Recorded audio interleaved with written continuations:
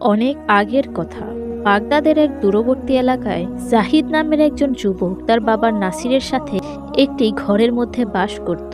তাদের জীবিকা নির্বাহ হতো একটি ছোট দোকান থেকে, যেখানে তারা সারাদিনই পরিশ্রম করত। বাড়িতে তারা দুজনই ছিল, এছাড়া তাদের একে অপরের আর কোনো আপনজন ছিল না।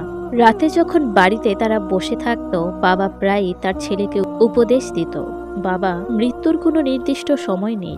যদি আমি পৃথিবী ছেড়ে চলেও যাই, মনে রেখো তুমি একা নও, আল্লাহ তাআলা সবসময় তোমার সাথেই আছে। ব্যবসা ভালো করে চালাবে, কেননা দোকান কেবলমাত্র একটি উসিলা। ভালো খারাপের চাবিকাঠি তো আল্লাহর হাত। সবসময় সততা এবং সত্যকে আঁকড়ে ধরবে, এমনকি তার মূল্য যদি তোমার সব সম্পত্তিও দিতে হয়।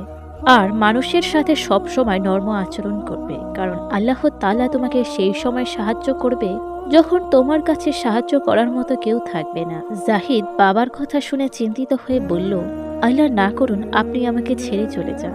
আপনি না থাকলে আমি বা কি করব? নাসির ছেলের মাথায় হাত রেখে হেসে বলল, বাবা, আমি তো এটাই বলছি, আমার যাওয়ার নিশ্চিত, কিন্তু তুমি কোনোদিনও একাকিত্ব বোধ করবে না যদি তুমি আল্লাহর ওপর ভরসা রাখো। তিনি তোমার রক্ষাকর্তা। যদি তার উপর বিশ্বাস রাখো তাহলে কোনোদিনও ব্যর্থ হবে না। তার বাবার কথা শুনে জাহিদের মনে একটি প্রশ্ন জাগলো, যদি আমি পরিশ্রম করি, সততা অবলম্বন করি এবং মানুষের সাথে ভালো ব্যবহার করি, তাহলে আল্লাহ তাআলার উপর ভরসা করার প্রয়োজন কি? সব তো আমার কাজের ফলেই হচ্ছে। এই ভেবে সে প্রায়ই তার বাবার কথাগুলো উপেক্ষা করত।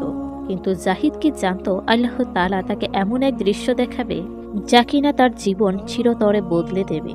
সময় গড়াতে লাগলো এবং সেই দিনটি এলো যার কথা নাসির সব সময় বলতো। সে পৃথিবী থেকে বিদায় নিল। এখন বাস্তবে জাহিদের কাছে আল্লাহ ছাড়া আর কেউ থাকলো না। দোকানে গেলে প্রতিটি জিনিস তাকে বাবার কথা মনে করিয়ে দিত।